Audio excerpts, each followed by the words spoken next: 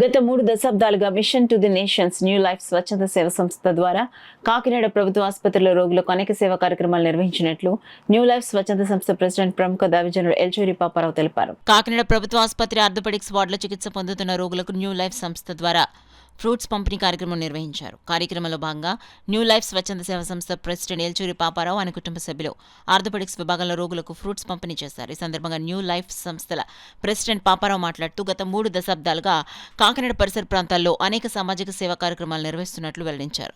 కాకినాడ ప్రభుత్వ జనరల్ హాస్పిటల్లో అనేక సార్లు నిరుపేద పేషెంట్స్కి మరి మేము చేసేటువంటి సహాయ సహకారాలు సూపరింటెండెంట్ గారి యొక్క పర్మిషన్తో చేస్తున్న కార్యక్రమాలు ఈ రోజున మా మనవడు యొక్క బర్త్డే సెలబ్రేషన్ సందర్భంగా ఆర్థోపెడిక్ వార్డులో ఫ్రూట్స్ పంపించడం కూడా జరుగుతుంది.